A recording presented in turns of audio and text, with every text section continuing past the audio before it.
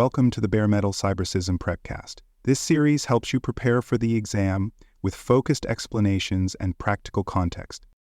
An incident response plan ensures that organizations can respond to security incidents in a timely and coordinated way, minimizing the likelihood of chaos or delay. When implemented properly, the plan helps reduce business disruption, limit data loss, and maintain operational continuity during adverse events. It also plays a central role in meeting legal, regulatory, and contractual obligations by documenting how incidents are detected, handled, and reported. By clearly assigning responsibilities and outlining procedures, the plan provides structure and accountability in situations that are often high pressure and time-sensitive. Additionally, it serves as a valuable reference tool for training the response team and reinforcing readiness across departments.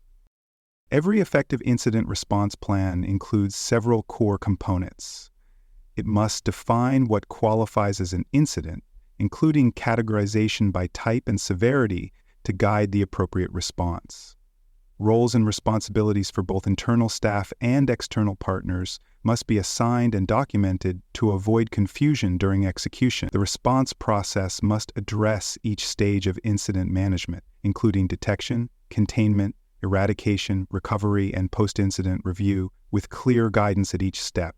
Communication protocols and escalation paths should be included to ensure information flows efficiently and securely throughout the incident lifecycle. Finally, the plan must be integrated with broader business continuity procedures and legal support mechanisms to ensure a unified organizational response.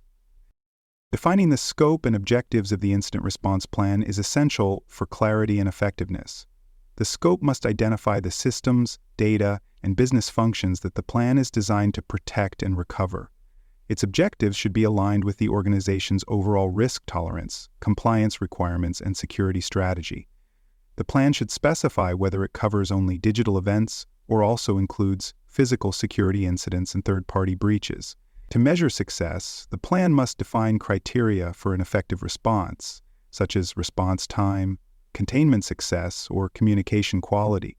It's also important to differentiate between routine events and true incidents so that teams apply the plan only when it is warranted, avoiding overuse or neglect.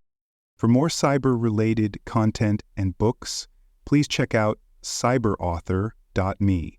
Also, there are other podcasts on cybersecurity and more at baremetalcyber.com. An incident response plan must also define the structure of the incident response team and assign roles accordingly. Each domain, IT, security, legal, human resources, and executive management, should have both primary and backup personnel designated to avoid gaps in coverage.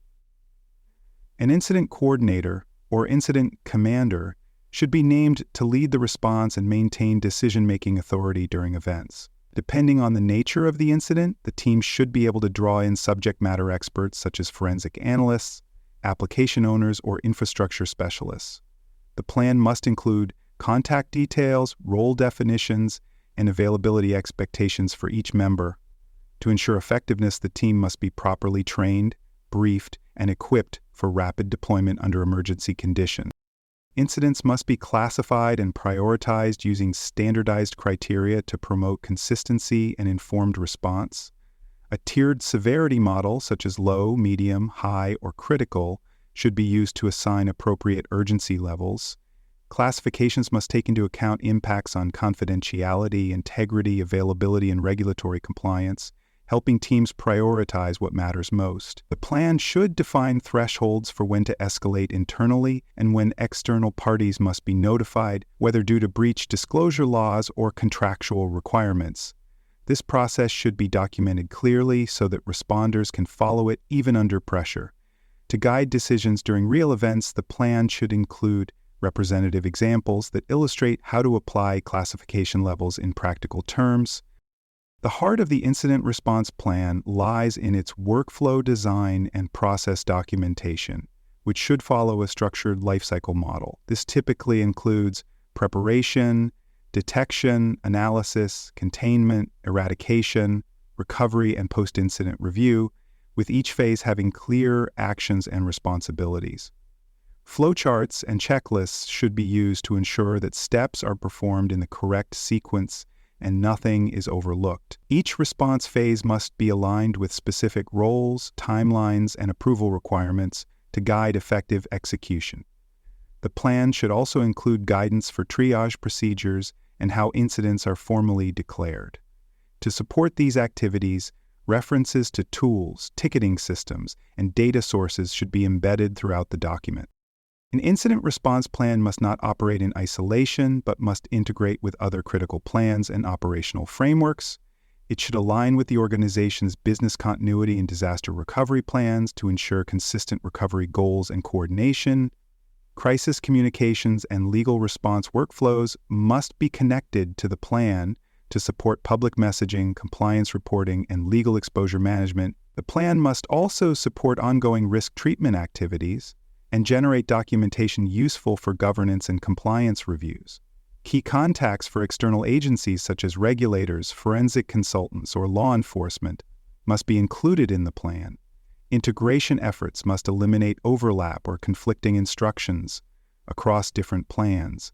To ensure clarity during execution, communication protocols within the incident response plan must define who needs to be notified, when, and by what method. Internal contacts should include executive leadership, technical teams, human resources, and legal advisors. Notification details must include frequency of updates, message format, and approved secure communication channels. The plan must also define when to involve third parties such as external vendors, incident response consultants, or public authority. Regulatory requirements often mandate specific timelines for breach notification, and these must be clearly spelled out. To support rapid deployment of messages, the plan should include pre-written templates for common scenarios, tailored for internal audiences, affected customers, or public disclosures. A completed incident response plan must be approved, stored, and managed according to strong governance practices. Review and approval should go through formal committees or designated leadership to ensure organizational buy-in. Once approved, the plan must be stored securely but with backup copies made accessible in case of primary system failure. Role-based access controls should be applied to limit visibility to only those who need it, especially for sections involving sensitive systems or legal response procedures. The plan must include a version control history to track revisions and a schedule for regular reviews and updates. Accessibility must also be ensured in remote work or emergency conditions, allowing responders to retrieve and follow the plan regardless of their location. Designing the plan is not enough. It must be tested and refined through ongoing exercises and evaluation. Tabletop exercises, simulations, and technical drills should be conducted regularly to validate procedures and identify gaps. Each test should result in actionable lessons that feed into periodic updates of the plan.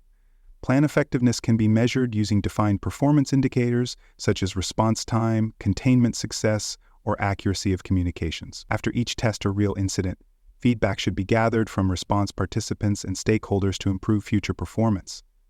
The plan should always reflect the organization's current risk environment, business operations, and evolving threats, making it a living document that supports resilience and continuous improvement.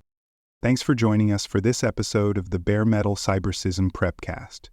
For more episodes, tools, and study support, visit us at baremetalcyber.com.